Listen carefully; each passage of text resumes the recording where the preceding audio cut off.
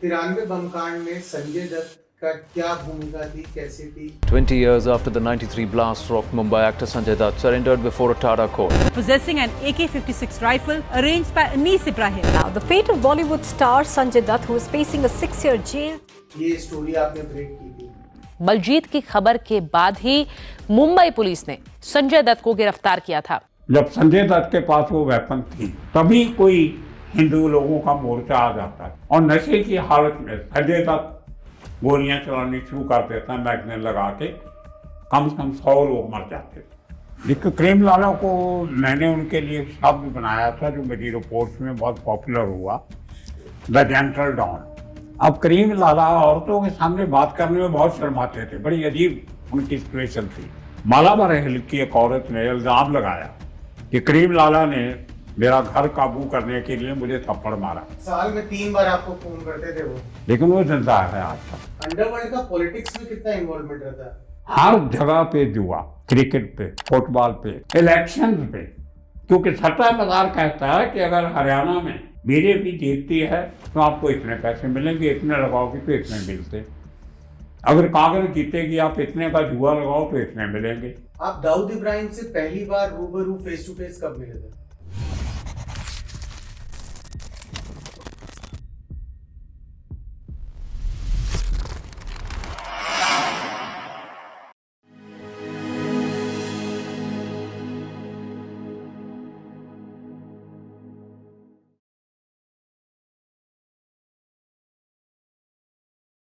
Hello friends, मैं हूं आपका दोस्त ईशान वर्मा। मैं आप सबसे एक छोटी रिक्वेस्ट करना चाहूँगा। ये वीडियो शुरू होने से पहले इस वीडियो को हमने काफ़ी रूरल एरिया में जाके शूट किया है, तो हमारे को जो भी वहाँ पे इजीली प्रोडक्शन मिल पाया हमने वो यूज़ किया है। तो हो सकता है आपको इस वीडियो में थोड़ा सा ऑडियो का प्रॉब्लम फेस करना पड़े, तो आप प्लीज़ इस बार हम लोग को माफ़ कर दीजिएगा।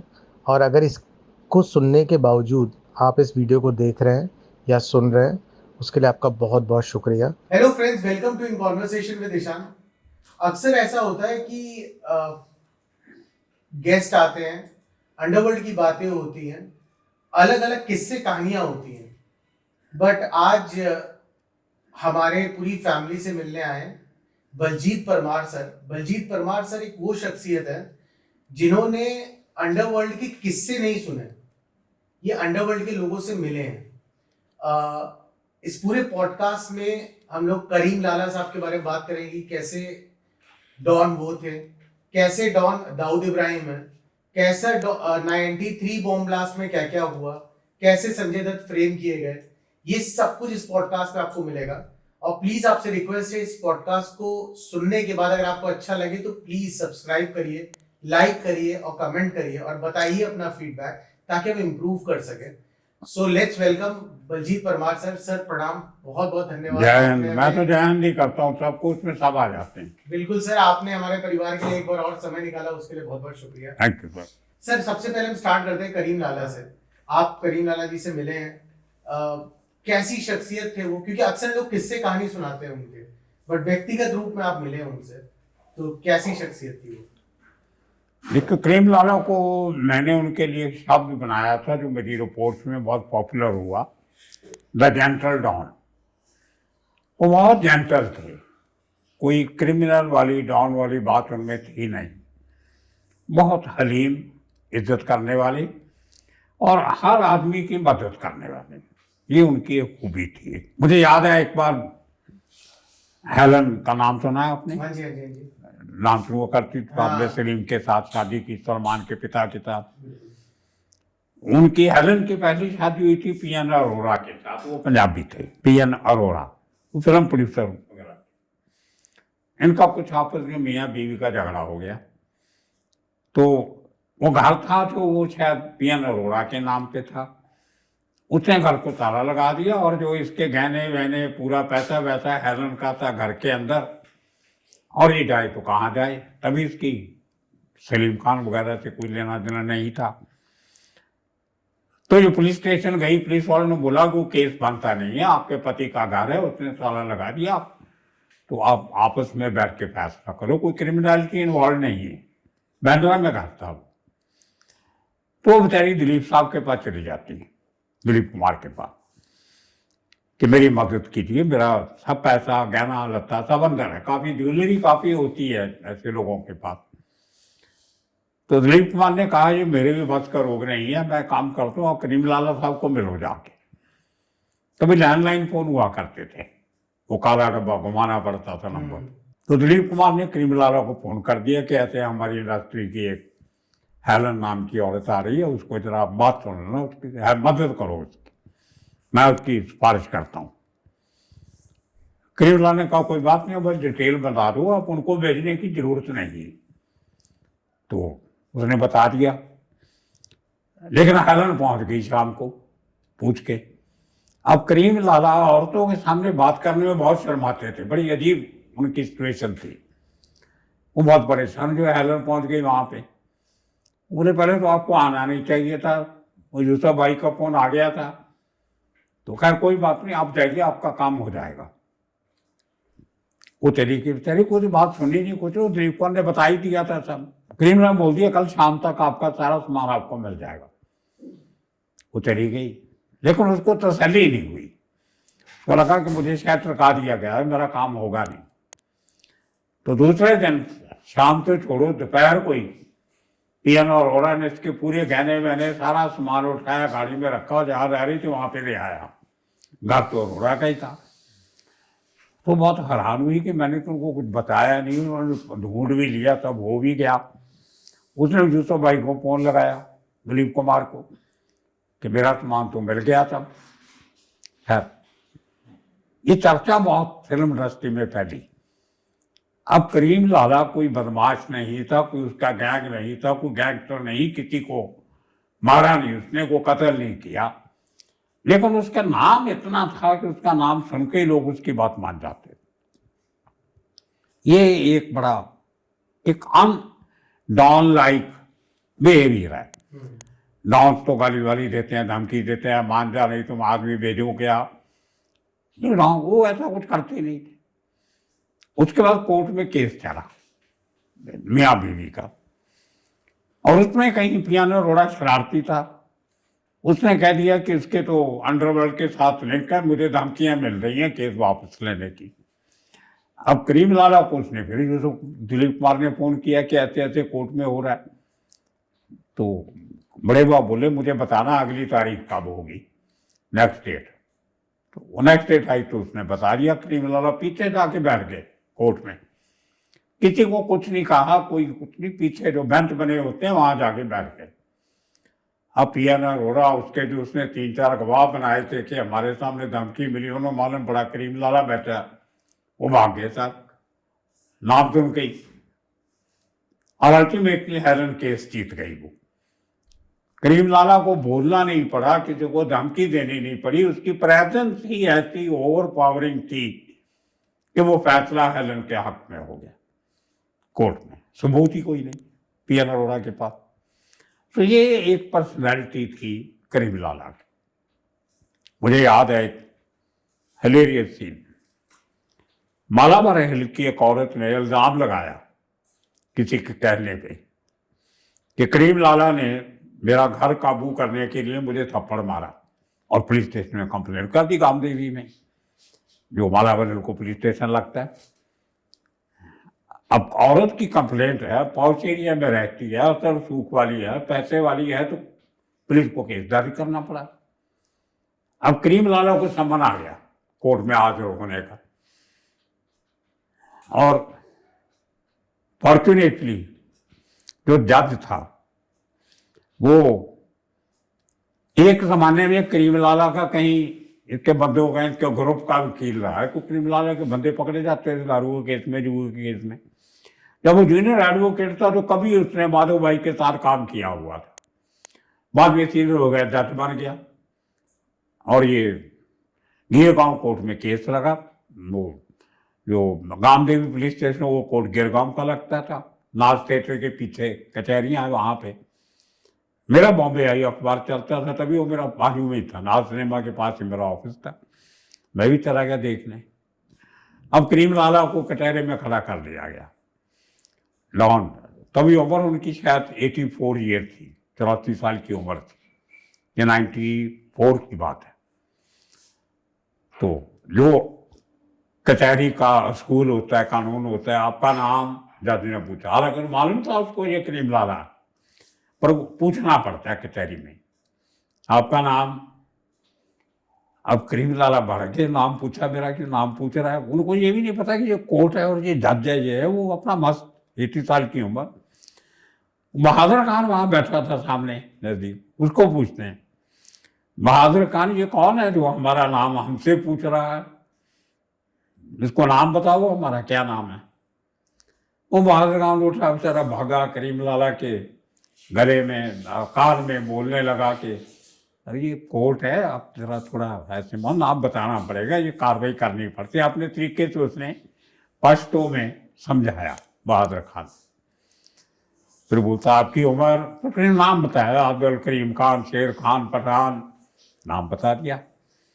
अब जज बोलता आपकी उम्र, अब फिर वो बहादुर खान हमारा उम्र कितना है बताओ, आप उसने बता दिया था जज है, ये जज साहब को हमारा उम्र बताओ कितना है। ये करीम लाला का करैक्टर था। तो उसने बताया कि इनकी उम्र 84 ईयर और उससे भी ज्यादा थी।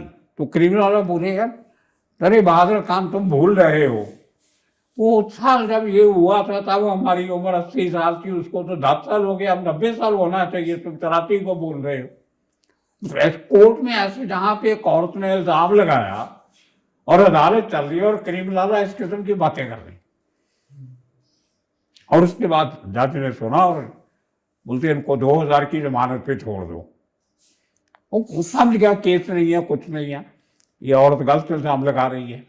2000 की जमानत पे करीम लाला को कोर्ट से छोड़ दिया, उसको लॉकअप में जेल कहीं नहीं जाना पड़ा। अगली तारीख पे वो केस जज ने डिस्मिस कर दिया। जब डिस्मिस किया तो करीम लाला जज को बोलता है साहब ये बताइए कि मेरी गलती क्या थी, आपने मुझे इस उम्र में कचहरे में खड़ा कर लिया, हमने आधी उम्र मुंबई पे राज किया, हुकूमत किया, हमने तो किसी को कटहरे में खड़ा नहीं किया आज तक, हमने अपना नाम भी बता दिया, आपको उम्र भी बता दी, और आज हमें जमानत पे आपने हमें रिहा करना, कितनी बेइज्जती होती है जमानत करवाना, इसका मतलब मुलजिम हो गया, हमने कानून तोड़ा इसलिए जमानत लेना पड़ा। वो जज से बहस कर दिया, और जज को मालूम था इनकी नेचर, तो वो बोलते कोई बात नहीं, केस डिस्मिस, तो आपको छोड़ दिया। बोलते छोड़ तो दिया ठीक है, लेकिन हम आपको बताना चाहते हैं हमने किसी आज तक पराई औरत की तरफ आंख उठा के भी नहीं देखा, हाथ उठाना तो बहुत दूर की बात है। जज बोलता हमें मालूम है उसने गलत एलिगेशन लगाया था, शरारत की थी। तो करीम लाला बोला सजा उसको दो, फिर उसने गलत केस बनाया तो जज बोलते जरूर देंगे। तो करीम लाला बाहर निकला वहां। इस किस्म की वो आदमी पर्सनैलिटी था, ना तो किसी के साथ बेइंसाफी करता था, ना अपने साथ किसी किस्म की बेइंसाफी को बर्दाश्त करता था। साल में 3 बार आपको फोन करते थे वो? हाँ, एक मेरे जन्मदिन पे, एक दिवाली पे और एक नए साल पे। ऐसे बहुत से लोग और भी करते थे, लेकिन करीम लाला लगातार मरने तक, वो लोग मिलने के पहली मुलाकात के बाद उनकी मौत तक, हर साल मुलाकात तो बहुत होती थी, लेकिन ये 3 दिन फोन जरूर आना है उनका। और मैं अकेला नहीं था, मैंने उनके घर में उनकी डायरी देखी थी, टेलीफोन डायरी, उसमें दिलीप कुमार का नाम भी था, अमिताभ बच्चन का भी था, शत्रुघ्न सिन्हा का भी था, बहुत से एक्टरों के नाम थे, लेकिन किसी लेडी एक्ट्रेस हीरोइन का नाम नहीं था उसमें। जोगिंदर रंगापुर का नाम भी था। इन सबको फोन करते थे उनके बर्थडे पे, दिवाली पे या ईद पे, जो भी धर्म है उनका, उसके हिसाब पे। तो ये उनकी एक लोगों से राब्ता बनाए रखने की एक कवायद थी जो वो हर साल निभाते थे। अच्छा सर, आप करीम लाला से मिले हैं, आप दाऊद इब्राहिम से पहली बार रूबरू फेस टू फेस कब मिले थे? अब मैं मिला तो उनको पहले भी था, एक बार जब सामद खान ने उनके घर पे फायरिंग की थी तो बहुत सारे रिपोर्टर गए थे कवर करने के लिए। बहुत सारे तभी नहीं हुआ करते थे, 4-5 ही थे, इंडियन एक्ट्रेस का, टाइम्स ऑफ इंडिया, मैं था, 2-4 हिंदी के थे, 6-7 लोग हम गए थे, फोटोग्राफर वगैरह। तो दाऊद का जो पाकमोड़िया स्ट्रीट में मुसाफिर खाना करके घर था, उसमें ऊपर रहते थे, नीचे एक छोटा सा घर बनाया हुआ था, बाहर बहुत बड़ा गेट था। तो सबको बुलाया, हमें अंदर बैठा दिया, लेकिन आधा पौना घंटा बैठने के बाद भी दाऊद नीचे नहीं आया बात करने किसी से। तो 3-4 लोग तो चले गए, आपको बॉम्बे की प्रेस का पता है, वो ज़्यादा वेट नहीं करते। उसके बाद दाऊद अचानक आ गया और बैठ गया, और हमसे काफ़ी देर उसने बातचीत की, बताया कि होता रहता है, हमारी दुश्मनी है, कोई बात नहीं, हम आपस में बैठ के निपटा लेंगे। उसने बिल्कुल नहीं कहा कि हम इसका बदला लेंगे या कुछ करेंगे। इट्स वेरी कूल, कोई अग्रेशन नहीं। जब उनके भाई पे अटैक हुआ था, उनके ऊपर अटैक हुआ था, इनके घर के ऊपर गोलियां सामद खान ने चलाई थी, 150-200 गोलियां। अच्छा, वो कार्बाइन से डॉक्टर डाडा करके, वो बहुत बड़ा अटैक था, वो घर का पूरा बहुत नुकसान हुआ था। तो लेकिन फॉर्चुनेटली कोई मरा नहीं था उसमें, सब अंदर बैठ गए थे। तो वो रात का टाइम था, लेट। तो उसने बताया कि कोई बात नहीं, हमारी आपस का मामला है। तो एक सामद खान से थोड़ा घबराता भी था, वो बहुत डेयरिंग था सामद खान, और दाऊद चाहता नहीं था कि इतनी जल्दी हमारी दुश्मनी ज़्यादा बढ़े। दाऊद का काम करने का तरीका भी ऐसा है कि वो जो करना चाहता है वो उसके चेहरे से या उसके शब्दों से आपको मालूम नहीं पड़ता। वो कूल कस्टमर है। वो अगर एक्शन में गुस्से में मैंने बहुत कम देखा उसको, 1-2 बार बस, थोड़ा सा हल्का सा गुस्सा। बाकी लोगों के साथ पता नहीं किमें बिहेव करता होगा, मैं अपनी बात करता हूँ। तो उसके बाद दूसरी मुलाकात मेरी जो उस वहाँ तो खाली मेरे थे, उसको याद भी नहीं होगा कि बलजीत परमार है, ना हमारी कभी दोबारा बात हुई, ना मैंने याद करवाया। मेरी तो रहमान से दोस्ती थी, करीम लाला के भतीजे से, सामद खान के बड़े भाई से। तो उस गार्जिया से छोटा भाई जैसा था मेरा, मुझे बड़े भाई की तरह रिस्पेक्ट करता था, कोई उसका क्रिमिनल रिकॉर्ड नहीं, कुछ नहीं, पढ़ा लिखा आदमी। शफी नामदार की जो सिस्टर थी वो रहमान की वाइफ थी। तो अच्छी फैमिलीज के साथ सब उसी तरह। तो हाँ, मैं तभी एमिरेट्स एयरलाइन की नई फ्लाइट शुरू हुई थी, Bombay to London via Dubai. Emirates airline नई नहीं शुरू हुई थी, इन दोनों में 88 की बात है शायद, 87 में मैं समझाता हूँ, 88 की। तो मैं और रहमान लंदन गए थे, एमिरेट्स की बहुत सस्ती टिकट थी, बहुत सस्ती, मतलब अनबिलीवेबली चीप। आने जाने की टिकट शायद 8,000 की थी, बॉम्बे टू लंदन 8,000 की आने जाने की। ये 88 की बात कर रहा हूँ। तो तभी पाउंड भी 33 रुपीज़ का पाउंड था, 100 रुपये का है, 33 रुपये का एक पाउंड मिलता था। मैं 100 पाउंड लेके गया था, यहाँ 3,300 रुपीज़ किसी को दिए थे, तो 100 पाउंड मुझे लंदन में देना था किसी ने, उसके आदमी ने। वो सस्ता ज़माना था। उसकी फैसिलिटी ये थी कि आप जाते हुए या आते हुए 1.5 दिन दुबई में आप फ्री रह सकते हो एयरलाइन के खर्चे पे। इस 8,000 में आपको 1.5 दिन दुबई में रहने का 3-4 स्टार होटल की फ्री स्टे भी एयरलाइन देती थी, पॉपुलर करने के लिए। उसका कारण ये भी था, उस फ्लाइट में कम लोग जाते थे क्योंकि उसका लंदन में वो गेटवे एयरपोर्ट पे रुकती थी, हीथ्रो पे नहीं। हीथ्रो को डीकंजेस्ट करने के लिए नया एयरपोर्ट बना था गेटविक, वहाँ पे जाती थी वो। और गेटविक से लंदन के विक्टोरिया टर्मिनस जो स्टेशन है, जैसे बॉम्बे में वीटी स्टेशन, ऐसा लंदन में भी है, इनका डिज़ाइन एक जैसा ही है। तो गेटविक से वीटी स्टेशन तक का ट्रेन का पास भी उस टिकट में इंक्लूड होता था। अच्छा। आपको लंदन उतरने के बाद एक पास मिलता, तो पास से आप ट्रेन में ट्रैवल करके लंदन शहर पहुंच जाते थे। तो हमारे लिए अच्छा था, साथी टिकट। मैं उसके पहले भी कई बार लंदन जा चुका था। तो हम दोनों गए, मैं और रहमान। तो फैसला ये है कि जाते हुए नहीं रुकेंगे, तो भाई वापसी पे रुकेंगे, थोड़ा ड्यूटी फ्री पे शॉपिंग करके बॉम्बे आ जाए। रहमान की और दाऊद की दोस्ती थी, क्योंकि वो समझौता हो गया था 87 में प्रधान गैंग का, दाऊद गैंग का। तो उनकी आपस की लड़ाई झगड़ा खत्म हो गया। बचपन से जानते भी थे एक दूसरे को, समझ की वजह से कुछ डिस्टर्बेंस हुई थी, लेकिन बाद में ठीक हो गई। और मक्का में समझौता हुआ था इनका। अच्छा। इनका जो सबसे पवित्र स्थान है मक्का में, आपस में फैसला हुआ था दोनों परिवारों का। पठान गैंग, करदौद गैंग।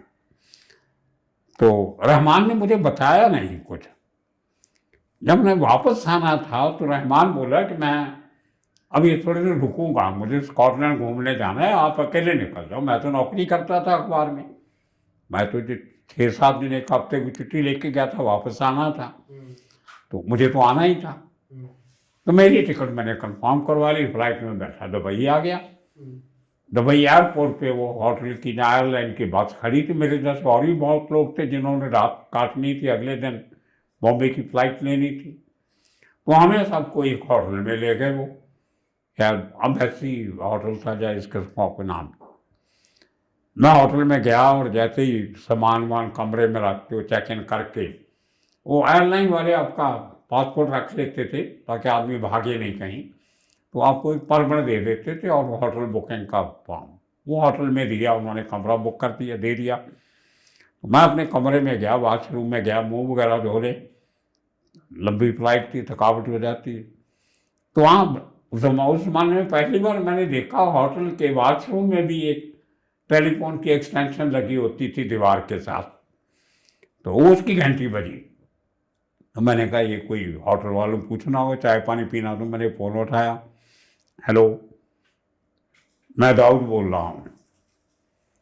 मैं बड़ा हैरान, मैंने कहा मैं एयरपोर्ट से बस में बैठ के होटल में पहुँचे अभी 10 मिनट नहीं हुए और दाऊद को ये भी पता चल गया मैं किस होटल में हूँ, किस कमरे में हूँ, क्या है।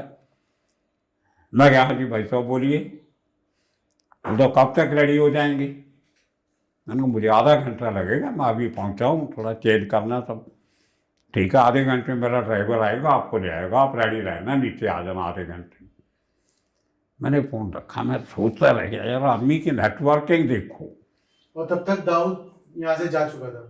दाऊद तो 85 में चला गया था बिगनिंग में। अच्छा। और वेल एस्टेब्लिश था दुबई में। लेकिन देखिए उस आदमी की नेटवर्किंग, यहाँ रहमान ने बता दिया होगा फ़ोन करके कि फ्लाइट से गए हैं, उस फ्लाइट से फ़ोन करके दाऊद ने पूछ लिया होगा कि वो इस आदमी का नाम, फ्लाइट मैनिफेस्ट में नाम होता है सबका, उनको कौन सा होटल दिया, मतलब उसने ढूंढ लिया मुझे, कुछ किसी तरह भी ढूंढा। और मैं रेडी हुआ, टाइम पे नीचे उतरा तो एक आदमी, उनका ड्राइवर सज्जाद खड़ा, बड़ी बड़ी आंखें, लाल रंग की और काला रंग, थोड़ा अजीब सी पर्सनैलिटी था वो, जिसको देख के डर लगता है, इस किस्म का आदमी सज्जाद भाई। तो उसने मुझे पहचान लिए, एक तो जो चश्मा लगाता था, मैं हाइट वेट बता दिया होगा, तो आया, मुझे अस्सलाम वालेकुम सर भाई, मैं सज्जाद भाई ने भेजा। मैंने कहा चलिए, बाहर निकले तो मैरून कलर की मर्सिडीज गाड़ी, मैरून कलर एस क्लास, बड़ी गाड़ी, तो एस क्लास थी या और क्लास थी, बड़ी गाड़ी थी, बड़े साइज की। तो वो पीछे वाला दरवाज़ा खोल के बोलता है बैठिए। मैं आगे बैठूँगा, मुझे पीछे बैठने की आदत नहीं, तो मैं आगे वाली सीट पे बैठ गया, वो जाके अपनी सीट पे बैठ गया। हमारी दोनों सीटों के बीच में एक सैटेलाइट फ़ोन पड़ा था, तभी ये मोबाइल फ़ोन वगैरह तो थे नहीं, सैटेलाइट फ़ोन हुआ करते थे, बड़ा डब्बा हुआ करता था, बड़ा सा हैंडसेट वायरलेस जैसा होता।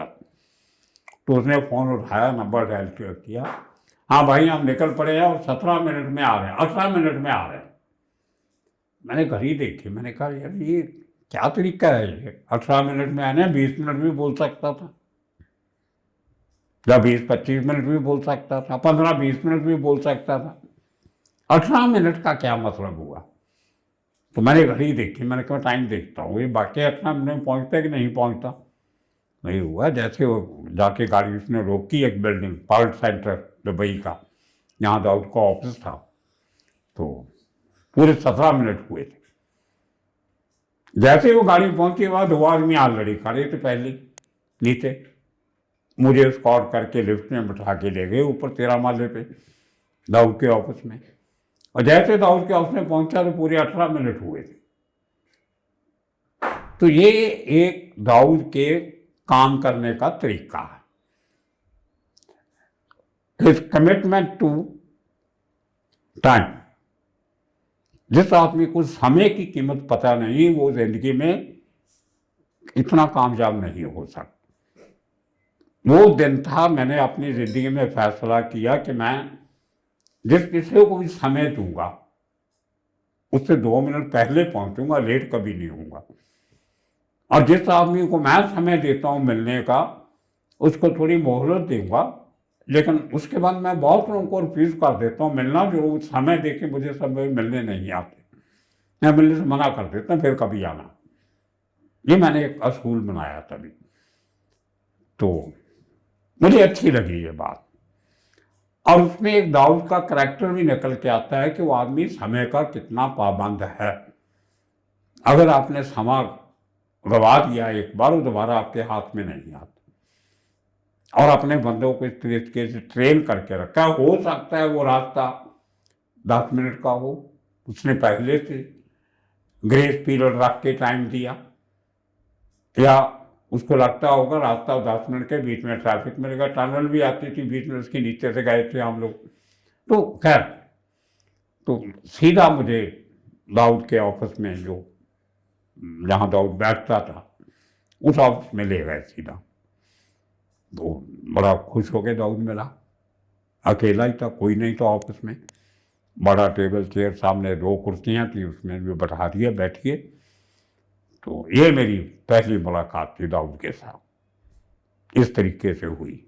तो मतलब दाऊद को कहीं ना कहीं वो याद था कि आप घर आए थे?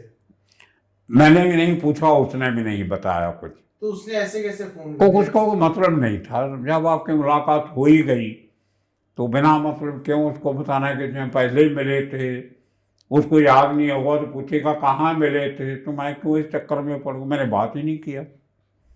फिर क्या बातचीत हुई वहां पे? वो तो बहुत लंबी कहानी है, उसमें अकेली कहानी में 2 घंटे निकल जाएंगे। अच्छा। मतलब ये था कि दाऊद मुझे मिलना चाहता था। वो उसकी बात जब आप मिले दाऊद से, अब तक आपकी कितनी मुलाकात हो चुकी है उनसे? मैंने गिनी नहीं, लेकिन 50 से ज्यादा होंगी।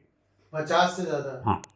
तो सर जब ये 93 बम कांड हुआ, उसके बाद कभी मुलाकात हुई आपकी? उसका मुलाकात नहीं, फोन पे बात होती रही 94 तक। अच्छा।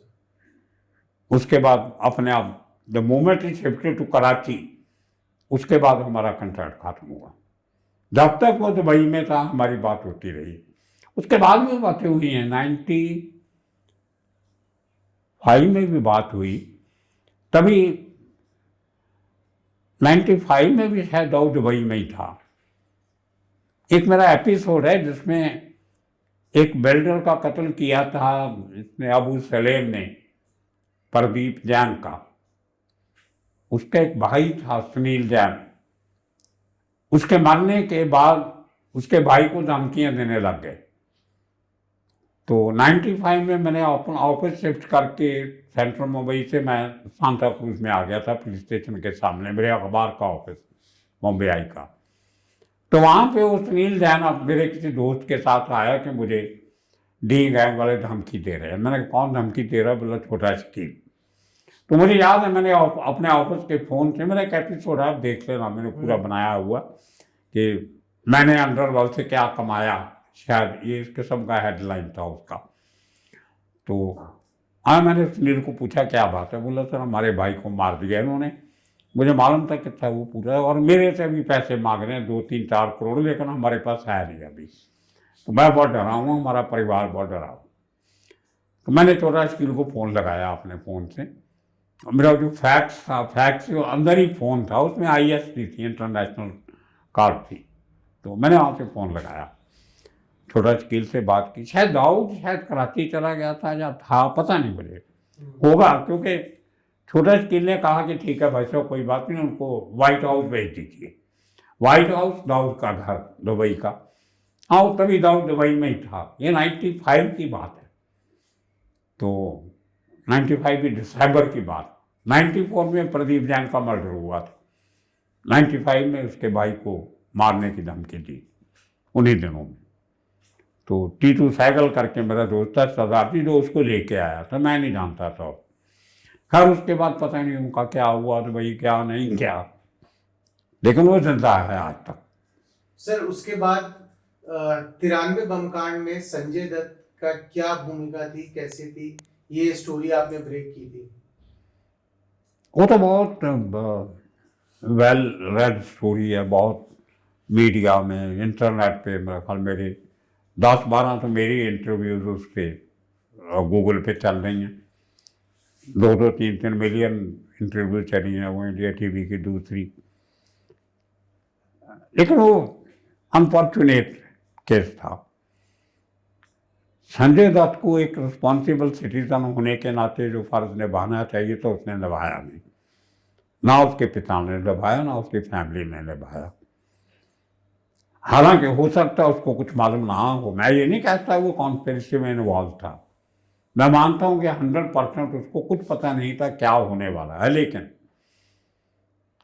जब आप किसी से, अंडरवर्ल्ड के लोगों से हथियार मंगवाते हो कि हमें ज़रूरत है हथियारों की, हमें दीजिए, और वो आदमी 4-5 AK-56 और हैंड ग्रेनेड और बुलेट्स और पिस्टल आपके घर में दे के ही नहीं जाते, बल्कि एक मारुति वैन हथियारों से भरी आपके घर में खड़ी कर जाते हैं।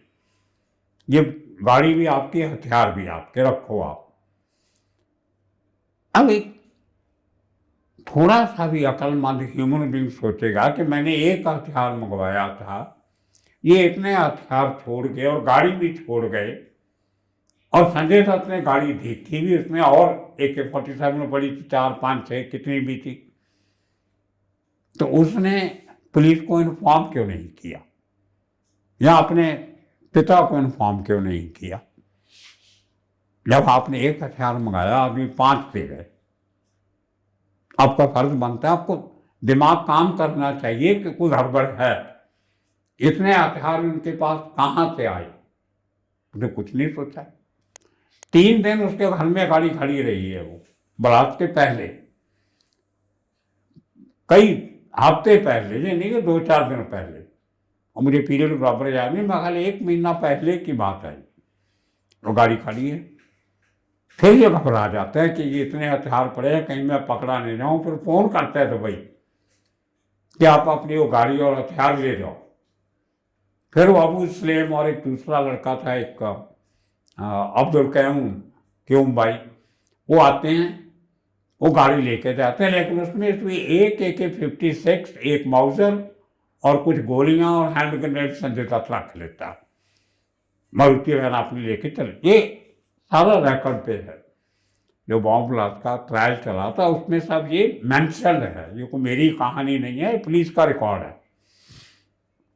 ले गए, उसके बाद भी इसको शक नहीं हुआ कि ये लोगों के पास इतने हथियार कहाँ से आए। और जब उसको पूछा गया तुमने ये हथियार मंगवाए क्यों, तो ये कहता है कि हमारे परिवार को जान से खतरा है, शिवसेना वाले दूसरे लोग हमें मुस्लिम ऐसी समझते हैं, इसलिए हमारे घर पे कभी भी हमला हो सकता है, तो मेरी परिवार की जिंदगी खतरे में है, इसलिए हमने हथियार मैंने मंगवाए हथियार। अब सोचने की बात यह है कि जिंदगी बचाने के लिए जो सेल्फ डिफेंस के हथियार होते हैं वो एक लिमिटेड बोर के होते हैं, 32 बोर, 22 बोर, 38 बोर हथियार बहुत कम लोगों को मिलता है, अगर बहुत बड़ी सीरीज थ्रेट है।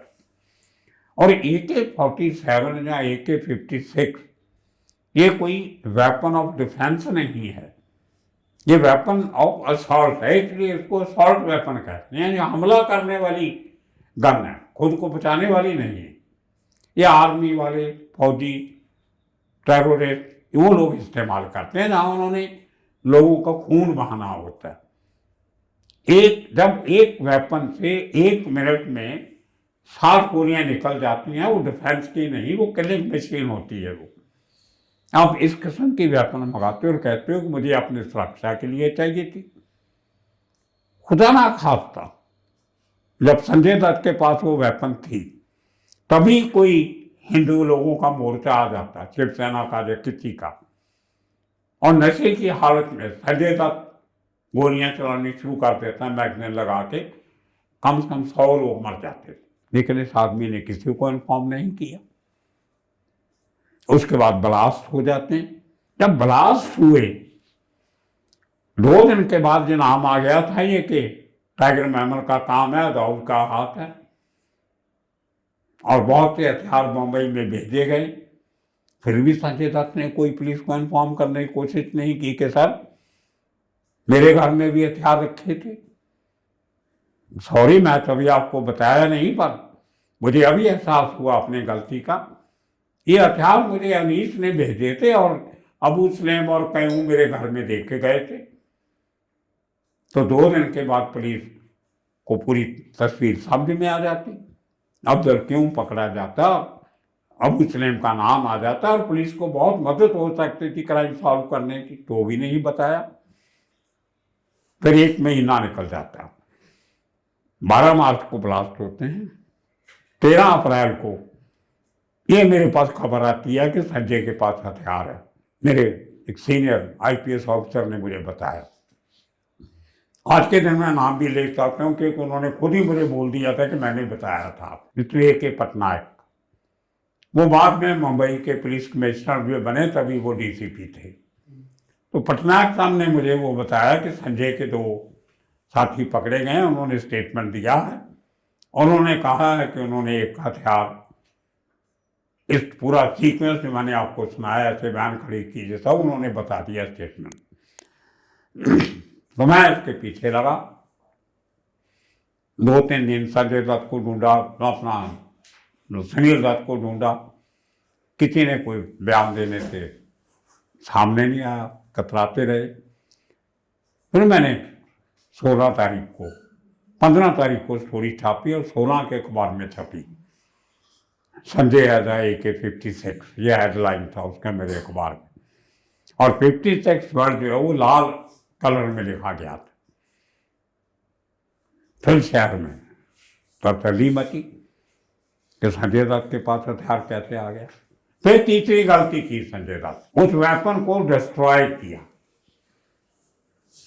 अपने दोस्त यूसुफ नाथवाला को बोला कि उसको खुर्द-बुर्द कर दो, तोड़ दो, आग लगा दो, जला दो। तो यूसुफ नाथवाला ने उसके टुकड़े टुकड़े करके उसको समुद्र में फेंक दिया। अब लोहा है, समुद्र में कहाँ जाएगा। वो थोड़े दिनों के बाद पुलिस ने निकाल लिया, गोताखोरों ने। नेवी के ड्राइवर आए, उन्होंने ढूंढ के बंदूक के, जहाँ नाथवाला ने बोला था कि मैंने यहाँ फेंका था, वहाँ से पुलिस वाले ने निकाल लिए। वहीं पड़े थे पत्थरों में फंसी समुद्र के किनारे। तो ये एक बचपना, ओवर कॉन्फिडेंस कि मेरा बाप बहुत बड़ा आदमी है, पॉलिटिकली सब कुछ है तो मुझे कुछ नहीं होगा, इसका मतलब ये नहीं कि आप देश के साथ इस तरह धोखा दो। तो ये कहानी। लेकिन आई थिंक सर देर सवेर उनको रियलाइज हो गया, सजा हो गई। सर एक बात बताइए, अंडरवर्ल्ड का पॉलिटिक्स में कितना इन्वॉल्वमेंट रहता है? पॉलिटिक्स के बिना अंडरवर्ल्ड चल ही नहीं सकता। आज भी रहता है? आज भी ऐसा ही, उसके पहले भी ऐसा ही था। जहां अंडरवर्ल्ड को खत्म करने की जब पॉलिटिकल विल होगी ही नहीं तो अंडरवर्ल्ड खत्म कैसे होगा। अंडरवर्ल्ड के को बढ़ावा देने का काम तो पॉलिटिक्स करती है, को पॉलिटिशियंस को बहुत से काम इनसे करवाने होते। अब मुझे बताइए अंडरवर्ल्ड की जरूरत क्यों है? जहां पे आपका 2 नंबर का पैसा लगता है जिसका कोई सबूत नहीं होता।